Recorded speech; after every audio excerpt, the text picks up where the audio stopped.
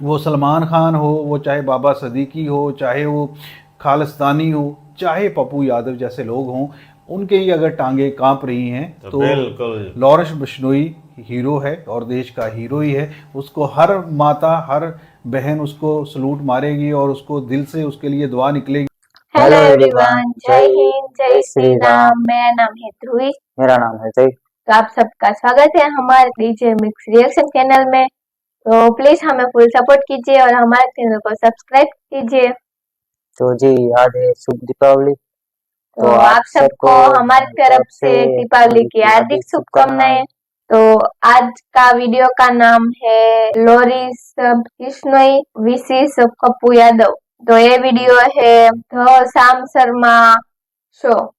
तो चलो शुरू करते हैं आज का डीजे मिक्स रिएक्शन वीडियो और पाकिस्तानियों की हाई जानने के लिए अंत तक बने रहे।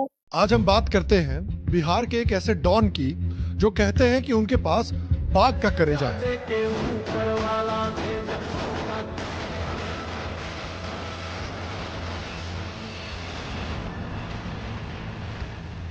बाघ के कलेजे वाले इस डॉन ने हाल में ही लॉरेंस बिश्नोई के गैंग को 24 घंटे में खत्म करने का अल्टीमेटम दिया था। तो इसके बदले में अब बिश्नोई गैंग ने भी इनको जवाब दे दिया। तो इतनी है कि कमेंट या कहीं किसी के खिलाफ बोलना सोच समझ के बोलना चाहिए। लेकिन फॉर सम रीजन इस धमकी के बाद बाघ के कलेजे वाले इंसान बकरी की तरह मिमिया रहे हैं। जा रहे थे जिस तरीके से मारा मैं बता नहीं। तो आइए आज बात करते हैं कि कैसे बिश्नोई गैंग और इंडिया के बड़े बड़े माफिया, गैंगस्टर्स और बाहुबलियों के बीच में वॉरफेयर चल रहा है और क्यों ये बिश्नोई गैंग से इतना डरते हैं कि जिस इंसान ने एक समय पर अपने आतंक से पूरे बिहार के लॉ एंड ऑर्डर को बिगाड़ के रखा हुआ था, वो आज अमित शाह से अपनी सिक्योरिटी की भीख मांग रहे हैं। हेलो और श्याम शर्मा शो के इस एपिसोड में आपका बहुत बहुत स्वागत है। मैं हूं सेकुलरिज्म का सीईओ श्याम शर्मा और आप सबको एक सेकुलर प्रणाम। तो देखिए ऐसा अचानक हुआ क्या कि लॉरेंस बिश्नोई गैंग सलमान भाई को छोड़कर पप्पू यादव के पीछे पड़ गए हैं। देखिए यह सारी चीज 12 अक्टूबर से शुरू हुई है जब बिश्नोई गैंग ने मुंबई में बाबा सिद्दीकी के मर्डर की रिस्पॉन्सिबिलिटी ली थी। इस बाबा सिद्दीकी मर्डर वाले मुद्दे पर हमने ऑलरेडी एक डिटेल वीडियो बनाया हुआ है जिसको आप यहाँ पर या यहाँ पर क्लिक करके देख सकते हैं पूरा। अब बाबा सिद्दीकी की डेथ के बाद ऑब्वियसली सबसे ज्यादा सिक्योरिटी की नीड सलमान भाई को पड़ी क्योंकि बिश्नोई गैंग ने डायरेक्टली सलमान भाई को टारगेट किया और उनको धमकी दी। The security at Salman's home in Mumbai's Galaxy apartment in Bandra has been beefed up with a no visitor diktat issued by Hans. उनका ये केस मीडिया में, सोशल मीडिया में इतनी चर्चा में चला गया कि सलमान भाई के बॉडीगार्ड शेरा को पॉडकास्ट में बुलाया जा रहा है इंटरव्यू के लिए। तो ये मामला ऑब्वियसली इतना हाई प्रोफाइल हो चुका है कि इस इंसिडेंट के बाद लोग इस मामले में अब क्लाउट लेने के लिए भी पहुंच रहे हैं, चाहे वो नदीम खान हो। मैं एक लॉरेंस तेरे को एक चीज बोलूंगा, छोटे जिस समंदर में तू तैर रहा है ना वो समंदर के सार्क रह चुके हैं। तू इतना बड़ा हो गया रे, मुंबई में अंडरवर्ल्ड वापस चालू करवा रहे हैं। हाँ, इसकी जान पे इतना उड़ रहा है। लॉरेंस ने तो बहुत बड़ी गलती की है जो बाबा सिद्दीकी के ऊपर हरकत करके। हालांकि वो बात अलग थी कि इनको भी बिश्नोई गैंग ने डोज दे दिया है। लॉरेंस बिश्नोई, अगर लॉरेंस बिश्नोई को जबरदस्ती का फंसाया जा रहा है तो बिश्नोई लॉरेंस के साथ में ये बाबा खान खड़ा रहेगा।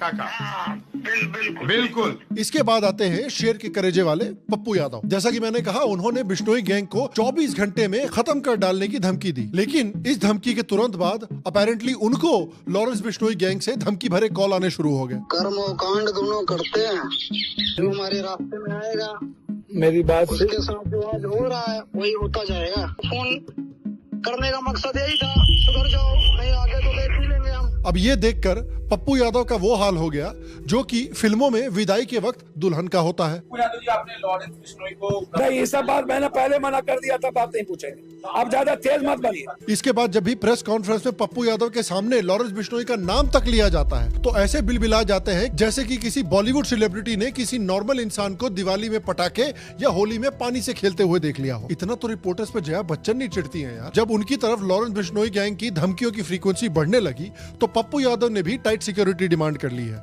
और वो भी अपने पॉलिटिकल राइवल अमित शाह से। बताइए क्या दिन आ गए हैं बाहुबलियों के। अब देखिए हमने ऑलरेडी पिछले वीडियो में डिटेल में इस बारे में बात की है कि क्यों हम अपने शो पर लॉरेंस बिश्नोई जैसे गैंगस्टर्स को सपोर्ट नहीं करते हैं, कुछ बहुत क्लियर मॉरल और प्रैक्टिकल रीजंस की वजह से। लेकिन ऑनेस्टली मुझे पप्पू यादव के लिए कुछ खास सिंपैथी नहीं है क्योंकि देखिए मैं भी बिहार से हूँ और पप्पू यादव जैसे बाहुबलियों ने बिहार में 20 साल तक आतंक मचाया हुआ था और अनगिनत जिंदगियां बर्बाद की थी इन लोगों ने। और आयरनी आज देखिए कि ये वही पप्पू यादव हैं। आपको मैं याद दिलाता हूं कि 90s के दशक में बिहार में इस तरह के लोगों का बहुत आतंक फैला हुआ था। ये लोग रातों रात जिसको चाहे टपका दिया करते थे। इसके बावजूद इसकी गुंडागर्दी और इसके पावर का ये आलम था कि ये 6 बार सांसद भी रह चुका है। माना जाता है कि उसके ऊपर डायरेक्टली आरजेडी के चीफ और former chief minister Lalu Yadav का हाथ था। और जब भी ये अपनी कंस्टिट्यूएंसी में चुनाव लड़ता था तो वहां पर मैसिव लेवल की बूथ कैप्चरिंग की खबरें आती थी। इस आदमी के ऊपर 30 से ज्यादा संगीन क्राइम्स के केसेस हैं, इंक्लूडिंग 1998 में सीपीएम लेजिस्लेटर अजीत सरकार को पूर्णिया में दिन दहाड़े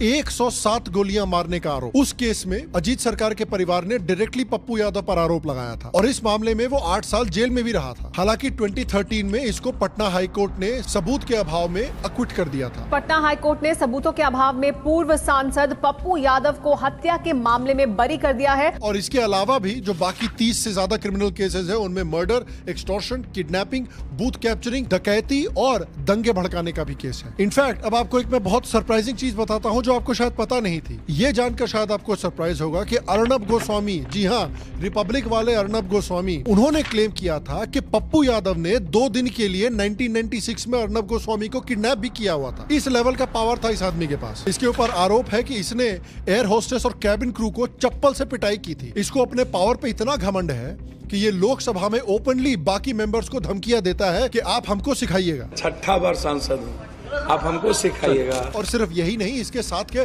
बहुत सारे बाहुबली भी थे जो बिहार में एक्टिव थे उस समय, जैसे आनंद मोहन जो भी कुछ समय पहले ही जेल से छूटकर आया है और वो भी एक आईएएस ऑफिसर के मर्डर केस में जेल में था। और इस तरह के खूनी को पप्पू यादव सपोर्ट दे रहा है। क्यों? क्योंकि भाई according to Pappu Yadav, BJP के खिलाफ पप्पू यादव और आनंद मोहन जैसे गुंडों को मिलकर न्याय की लड़ाई लड़नी है और डेमोक्रेसी की रक्षा करनी है। पप्पू यादव जैसे बाहुबली जिन्होंने डेमोक्रेसी को सबवर्ट किया है 20 सालों तक, ये डेमोक्रेसी की रक्षा करना चाहते हैं। ये तो वही बात हुई कि गुंडा फिल्म के बुल्ला और चुटकी लड़कियों की इज्जत करने के लिए रैली निकाल रहे हैं। जिस समय पर इन बाहुबलियों का राज था बिहार में, उस समय हालत ये थी बिहार की कि आईएएस ऑफिसर तक, जो कि इतनी प्रेस्टिजियस पोस्ट है बिहार में, वो भी अपने आप को सेफ नहीं फील करते थे। इनफैक्ट एक एलिगेशन है कि लालू यादव के साथ एसोसिएटेड जो गुंडे थे उन्होंने 2 सालों तक एक आईएएस ऑफिसर की पत्नी के साथ असॉल्ट किया था, लेकिन वो आईएएस ऑफिसर अपनी पत्नी को बचाने में पूरी तरह से हेल्पलेस था। 1999 में प्रीतम सिंह नाम के एक पुलिस ऑफिसर को मारने के लिए भी अलेजेडली गैंगस्टर राजन तिवारी को हायर किया गया था और उसमें भी माना जाता है कि राज्यसभा मेंबर डीपी यादव और पप्पू यादव का उसमें हाथ था। पकड़े जाने पर अपेरेंटली रंजन ने खुद ये बात पुलिस को बताई थी। 2002 में जब लालू यादव की बेटी की शादी हुई थी तो लालू यादव के साले साधु यादव और लालू यादव के कई गुंडों ने साथ में मिलकर पटना के car dealers, businessman, manufacturer, jeweller से जबरदस्ती लग्जरी कार्स, फर्नीचर और बहुत सारा सामान लूटा था। जर्नलिस्ट श्वेतांग भूषण की माने तो मिथिला मोटर्स और टेल्को स्टॉकयार्ड से 100 से ज्यादा मारुति कार्स, टाटा सफारीज और सुमोस को दिन दहाड़े गन पॉइंट पे लूट लिया गया था। अलंकार ज्वेलर्स से करोड़ों की ज्वेलरी लूटी गई थी। आप लोग यार नेटफ्लिक्स पे स्पेन का मनी हाइस्ट देख रहे हो, अब बगल में देखो बिहार हाइस्ट चल रही है यार, बाय लोकल। उसी तरह से माना जाता है कि पप्पू यादव के ताल्लुकात सैयद शहाबुद्दीन जैसे गुंडों से भी थे, जिसके ऊपर कई मर्डर, एक्सटॉर्शन और दंगे भड़काने के केसेस भी लगे हुए थे। इन लोगों के राज के समय पर बिहार के डीजीपी आर प्रसाद ने कहा था कि बिहार में पुलिस उतनी ही पावरलेस है जितनी कि अभी हुए टेस्ट मैच में इंडिया न्यूजीलैंड के सामने हेल्पलेस थी। मेरा तो इतना लाइफ खराब हो गया है, इतना लाइफ खराब हो गया है मेरा। एजुकेशन, इलेक्ट्रिसिटी, जॉब जैसी बेसिक नीड्स तो छोड़िए यार, उस समय पर बिहार के लोगों का 5 बजे के बाद घर से बाहर निकलना दुर्लभ हो गया था। हर दिन लूट, चोरी, बलात्कार, मर्डर जैसे क्राइम्स की खबरें आती थी। और अब आपको दिखाते हैं ज्वेलरी शोरूम में हुई दिन दहाड़े लूट की तस्वीरें।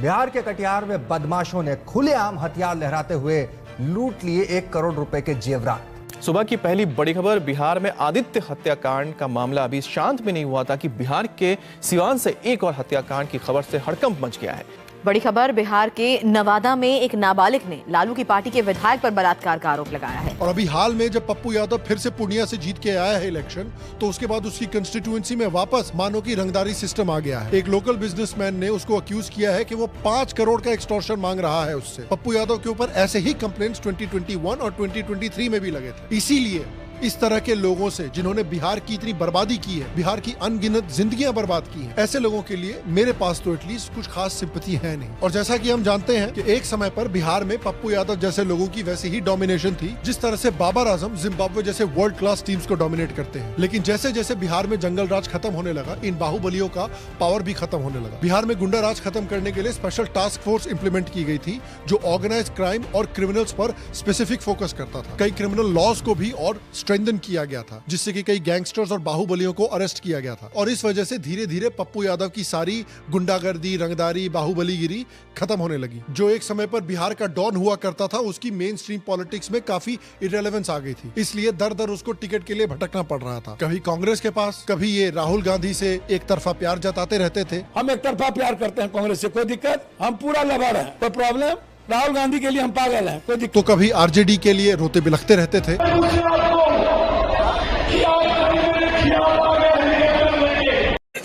इस तरीके से मारा, मैं बता नहीं। तो अपने आप को पॉलिटिक्स में इस आदमी ने वापस रेलेवेंस बनाने के लिए एक नया टोटका अपनाया। अब वो अपने आप को गरीबों के मसीहा की तरह पोर्ट्रे कर रहा है और इसमें इसके कई चाटुकार भी इसको सपोर्ट कर रहे हैं। बिहार में आए हुए फ्लड में उसने रेस्क्यू ऑपरेशंस में भाग लिया था। कोविड में खबर आई थी कि ये बिहार के लोगों की मदद करने की कोशिश कर रहा था। लेकिन देखिए, at the end of the day ये सारी चीजें दिखावा है, क्योंकि इस तरह के लोगों की असलियत ना रह रह के बाहर निकलती रहती है। ये बहुत ही कास्टिस्ट आदमी है। मैं गिरिराज बाबू पर इसलिए नहीं बोलना पसंद करता हूँ कि वो भूमिहार समाज से है। पेट में दर्द हो जाएगा एक बार को, इसलिए मैं नहीं बोलता हूँ। और आप देखिए कि पॉलिटिक्स में रेलेवेंट रहने के लिए किस लेवल तक ये आदमी मुस्लिम वोट बैंक को अपील कर रहा है। ये तो यहाँ तक कह रहा है कि ये अपना नाम बदल लेगा अगर पूरी दुनिया एक दिन इस्लाम को कबूल नहीं कर लेती है। अपना आत्मसात कर लेने और अल्लाह को आप जिस दिन महसूस कर लीजिएगा पूरी दुनिया इस्लाम ना कबूल कर ले तो मेरा नाम बदल दीजिएगा। लेकिन आज यदि नहीं कबूल कर पाया है वो देन है हम सब। रेस्टलेस प्रोटेस्ट के समय पर भी ये आदमी देश को डिस्टेबलाइज करने की कोशिश कर रहा था। हर एक पॉलिटिशियंस को मुंह उठा के धमकी भी देता रहता है, चाहे योगी आदित्यनाथ हो या फिर प्राइम मिनिस्टर नरेंद्र मोदी खुद क्यों ना हो। क्या हुआ? हमको बड़ी मारा पुलिस, मुलायम सिंह बड़ी बर्बादी। ये जिस दिन मुख्यमंत्री के कुर्सी से हटा, समझे, अब हम कुछ नहीं कहेंगे। इनफैक्ट इस जनरल इलेक्शन के रिजल्ट आने के पहले ये कह चुका था कि इसकी पार्टी के जो वर्कर्स हैं ये जान दे देंगे और जान ले भी लेंगे सो कॉल्ड डेमोक्रेसी को बचाने के लिए। लोकतंत्र को बचाने के लिए हमारे एक एक वर्कर बिहार में और पूर्णिया में मरने की तैयारी करके कल आए, कफन बांध के आए। यानी अगर इनके पक्ष में नतीजे नहीं आते हैं तो दंगे करवा देंगे ये देश में। तो लग रहा है कि बिश्नोई की धमकी आने के बाद इस तरह के डीपली करप्ट एंटी नेशनल लोगों को उनके कर्मों का कुछ फल मिलता हुआ दिख रहा है। और देखिए, जैसा कि मैं कह चुका हूं, लॉरेंस बिश्नोई गैंग की तरफ से मिल रही धमकियों को मैं सपोर्ट नहीं करता। मैं खुद चाहता हूं कि इंडिया अगर एक डेवलप देश बनना चाहता है, एक फर्स्ट वर्ल्ड कंट्री बनना चाहता है, विश्व गुरु जैसा बनना चाहता है, तो पप्पू यादव जैसे एंटी नेशनल गुंडों को डर बिश्नोई जैसे गैंग से नहीं लेकिन इंडियन स्टेट से होना चाहिए। मैं चाहता हूं कि जो डर गवर्नमेंट से गुंडों को उत्तर प्रदेश और असम में है, वही डर भारत के हर स्टेट में गुंडों को गवर्नमेंट से होना चाहिए। इन अ वे भारत का सबसे बड़ा गुंडा इंडियन स्टेट होना चाहिए, जिससे सारे गुंडे, बाहुबली और रंगदार डरे। लेकिन लॉरेंस बिश्नोई जैसे लोगों को पप्पू यादव ने खुद ही भड़काया था। उसने खुद कहा था कि सरकार अपना काम ठीक से नहीं कर रही है, इसलिए वो उनको रिवॉर्ड देगा जो करप्ट ऑफिशियल्स और पॉलिटिशियंस को गोली मार देंगे। सरकार अपना काम यदि कानून नहीं करती है, ये गरीबों को लुटेरे और ये बेईमान पॉलिटिशियन और पदाधिकारी के खिलाफ, तो ये दलित और गरीब बेमूला की आत्महत्या, राइफल उठाओ और सीधा ऐसे पॉलिटिशियन जो बेमूला को समाप्त करता है, बेमूला को आत्महत्या करने पर मजबूर करता है, सीधा गोली मारने की जरूरत है ऐसे पॉलिटिशियन, ऐसे पदाधिकारी को। और अब जब लॉरेंस बिश्नोई वही काम करने की कोशिश कर रहा है तो कह रहे कि भाई मेरे से गलती हो गई, मुंह से निकल गया था, अब नहीं बोलूंगा। देखिए, depending on the type of person you are, कर्मों का फल मीठा भी हो सकता है, कड़वा भी हो सकता है। तो मैं आपसे पूछना चाहता हूँ कि आपको क्यों लगता है कि बिश्नोई गैंग आजकल इतनी चर्चा में है? आपको क्यों लगता है कि ये लोग बाबा सिद्दीकी जैसे लोग, सलमान भाई जैसे लोग और पप्पू यादव जैसे गुंडों को क्यों चुन चुन के टारगेट कर रहे हैं? क्या लगता है आपको कि बिश्नोई गैंग का असली मोटिव है? नीचे कमेंट सेक्शन में मुझे जरूर बताएं। बाकी अगर आपको आज का एपिसोड पसंद आया तो हमारे डिस्कॉर्ड को ज्वाइन करें, हमारे पेट्रियन पर मेंबर बने या हमारे यूट्यूब पर एक मेंबर बने। मैं आपसे अगले एपिसोड में मिलूंगा और तब तक स्वस्थ रहें, सुखी रहें, फिर मिलेंगे। और आप सबको एक सेकुलर प्रणाम। लॉरेंस बिश्नोई देश के गुंडों का सफाया कर रहा है और सच्चा देशभक्त ये अच्छा काम बन रहा है। और गुंडों को अगर किसी से तकलीफ हो रही है, देखिए स्टेट की बहुत सारी मजबूरियां होती हैं, और वो मजबूरियां हम समझते हैं, हमारे जैसे लोग समझते हैं कि नहीं होनी चाहिए, लेकिन स्टेट की अपनी मजबूरियां हो जाती, कहीं पे सियासत, कहीं पे कोई गड़बड़ी ना हो जाए और माहौल ना बिगड़ जाए, कई सारी चीज़ों को जो होता है वो सबसे बड़ा गुंडा उसी को ही होना चाहिए, लेकिन उससे सबको डरना चाहिए, लेकिन ऐसा होता नहीं है। एक क्रिमिनल है, अब गुंडा है, अब मवाली है, लोगों को मारने वाला भी है, उसकी सियासत कैसी करी, लेकिन अगर उसकी थर थर टांगें काँप रही हैं एक धमकी से बिश्नोई की, तो फिर बिश्नोई तो हीरो हुआ ना। बिल्कुल, वो अपना काम कर रहा है, वो अपना काम कर रहा है। Gabbar is back. वो सलमान खान हो, वो चाहे बाबा सदीकी हो, चाहे वो खालिस्तानी हो, चाहे पप्पू यादव जैसे लोग हों, उनके ही अगर टांगे कांप रही हैं तो लॉरेंस बिश्नोई हीरो है और देश का हीरो ही है। उसको हर माता, हर बहन उसको सलूट मारेगी और उसको दिल से उसके लिए दुआ निकलेगी। इन लोगों को कह लो कि लोहे को लोहा ही काटता है। यहाँ ये गुंडे मवाली इतने हाइप पे चले गए ना, इनको रोकने के लिए ऐसा बंदा सामने आना चाहिए था। कह लो जितने भी खालिस्तानी थे जो इंडिया को तोड़ के मुल्क अलग बनाना चाहते थे, उनको इन्होंने रोका है, क्या गलत किया है? तो ये भाई साहब को समझना चाहिए कि लोहे को लोहा काटता है। हमें ये समझना चाहिए कि ऐसे गुंडे मवालियों को ऐसे ही लोग रोक सकते हैं। पुलिस जो है ना, पुलिस के ऊपर पाबंदियां हैं, पुलिस ये कर सकती है, ये नहीं कर सकती। फौज ने कब आना है? जब कह लो कि आलमी सतह पे ऐसा कोई मसला आया, जो बहुत बड़ा ग्रोह आ गया जो मुल्क के खिलाफ है, तो फौज उनके खिलाफ आती है। तो ऐसे लोगों को रोकना बड़ा मुश्किल होता है, क्योंकि इनकी पावर जो है ना सियासत में होती है। ये सियासी मामला कह लो स्पोर्ट ले लेते हैं, फिर इन्हें रोकना मुश्किल होता है, क्योंकि इनके इतने इतने बड़े मंत्रियों के साथ राब्ते होते हैं। तो इसलिए आज तक इतने गुंडे मवालियों वाले काम कर रहे थे। इन्हें अभी कह लो कि थोड़ा सा लॉरेंस बिश्नोई ने एक धमकी दी और मेरे ख्याल मार भी मारी है कुछ, तो ये अगर समझ आई है तो ये सही बात है, क्योंकि इन लोगों को ऐसे ही रोकना चाहिए। जो बिश्नोई गैंग है उसका तरीकाकार गलत हो सकता है, लेकिन अगर उसके काम की बात करें, काम वो बिल्कुल परफेक्ट कर रहा है। जिस तरह से देश के लोगों को एक कह लें कि खतरा है, जिस तरह से ऐसे लोग जो पप्पू यादव जैसे लोग हैं जिन्होंने देश का एक अमन जो है वो खराब कर रखा है, और पूरी स्टेट में, बिहार में उन्होंने एक आतंकवाद की ना एक ऐसी शाख रखी हुई थी जिसकी जड़ें फैलती चली जा रही थी, और पूरी स्टेट का एक माहौल खराब था। दिन दिहाड़े जिसको दिल करता था मार देते थे, दिन दिहाड़े जिसको दिल करता उठा लेते थे।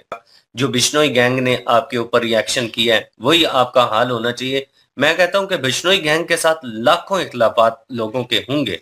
कुछ लोग ऐसे भी होंगे जो कहते होंगे कि यार ये गुंडागर्दी नहीं होनी चाहिए, हम भी कहते हैं नहीं होनी चाहिए। तरीकाकार भाई साहब का गलत है, लेकिन अगर काम की बात करें तो काम वो बंदा ठीक कर रहा है। देश के जो दुश्मन है उनका खात्मा कर रहा है वो। लो जी, तो ये था आज का टीचर मिक्स रिएक्शन वीडियो। तो आपको कैसा लगा तो हमें कमेंट बॉक्स में जाके कमेंट कीजिए। और सही में लॉरेंस बिश्नोई को ऐसे गुंडों की साफ सफाई करनी चाहिए, या वो सही कर रहा है या गलत कर रहा है, वो भी हमें कमेंट कीजिए। मुझे तो लग रहा है वो सही कर, और सही, क्योंकि लोहे को लोहा ही काट सकता है। हाँ ठीक है, सही बात है। जो हमारे देश के खिलाफ जाते हैं वो उसको ही निपटा डालता है, जैसे कि वो खालिस्तानी। हाँ। आपको क्या लग रहा है वो हमें कमेंट कीजिए। और पप्पू यादव इतना बड़ा गुंडा है तो भी उनको पॉलिटिक्स में जगह मिल गई, वो भी एक गुंडा ही है। लॉरेंस बिश्नोई जो कर रहा है वो बिल्कुल सही कर रहा है हमारे लिए। आपके मन में क्या ख्याल आता है लॉरेंस बिश्नोई के बारे में? मुझे तो लगता है कि उसका तरीका गलत है, लेकिन वो बंदा काम सही कर रहा है, क्योंकि मुझे लगता है उसने कोई बेगुनाह को कभी परेशान नहीं किया। जिसको वो साफ कर रहा है वो ऐसे ही लोग एंटी इंडिया। हाँ, तो आप लोग क्या सोचते हैं लॉरेंस बिश्नोई के बारे में? उनका तरीका सही है या गलत? तो प्लीज हमें कमेंट बॉक्स में जाके कमेंट कीजिए। और फिर मिलते हैं नेक्स्ट वीडियो में। टाटा, बाय बाय, जय हिंद, जय श्री राम।